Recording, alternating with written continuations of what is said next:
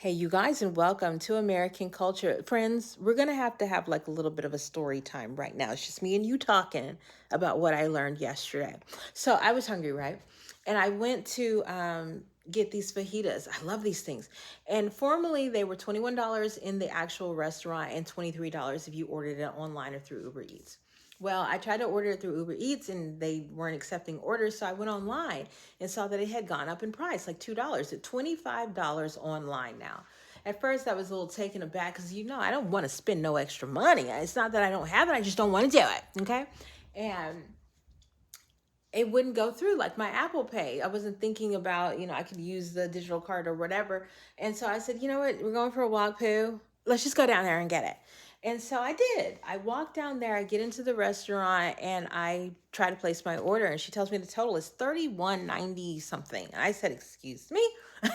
Did you like add a tip? Is there something, what is going on here? Because I cannot comprehend how we went from $25, which should have been like 26 something, to 32. Like that is a $6-7 what's happening.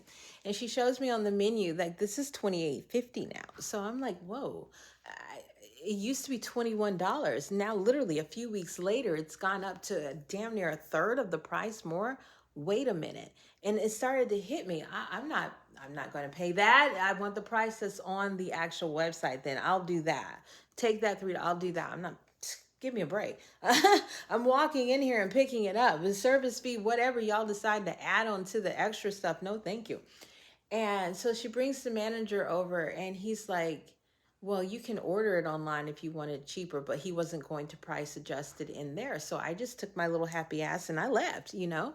And a former version of me who was functioning the ways of the world would have always thought about, well, I really want this and it's okay and I have the money and I can have it and I don't really want those people to talk about me and all the things that they're going to say. This version of me in the present moment, absolutely not. I was recognizing that the reason why my payment didn't go through online and I was feeling a staunch no in person was simply I was out of alignment with that. There are plenty of times, you guys, when you're living in trauma and chaos and all this other stuff where things come out to say no and this and that, and you look at it as rejection as opposed to redirection because you're not in alignment with what they've got going on here. And I wasn't. You see, I get inflation. I do. We're all experiencing that. They raised the rent up, the gas prices, the whole 9 yards.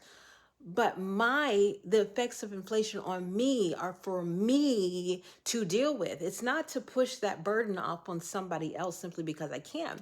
And in this situation, that's exactly what the restaurant is doing. It's not my issue that tomatoes are costing you an extra $3 and something cents a pound. And I get it. A lot of people, when you're functioning in that worldly way, because so much of our life is traumatized and our support system is only there when we're dealing with the struggle, you think you need to be this empathetic, sympathetic person who just needs to grin and bear it. No, you don't. And I'll get to that in a second. But here's the thing. Like I said, in that moment in that restaurant, no, you're not going to make me responsible for your burdens unless you want to add in a little extra. I get it. And you're not throwing in a free drink, maybe a little bit of a dessert in a cup, something to help compensate the 50% rise in pay that you're causing me. But to expect me to just pour out more and get absolutely nothing in return, that is the cycle that I am no longer dealing with. I'm no longer draining myself for the sake of sympathy and empathy, regardless. Like I say, we're all dealing with inflation, and I don't get to go to the grocery store and say, hey, you know what? Rent went up. I think I'm just going to pay 20% less for my groceries. It doesn't work like that. So why do you allow yourself to participate in a system that can do to you what you can't do to them, that can take from you, but you don't gain from them? So I walked out of there knowing that I am hyper present and am capable of redirecting myself to situations and circumstances that are actually going to be beneficial to me. Yeah, you guys, I kept on walking. I went over to McDonald's. I don't like McDonald's, but I went and got some food, satisfied myself over there, and they got my money, and the convenience store got my money, except for the salsas. And salsas will never get my money again, because I have a knowledge that when companies raise their prices like that, they typically like the money and they don't raise them down. And unfortunately, they've priced themselves out of being valuable.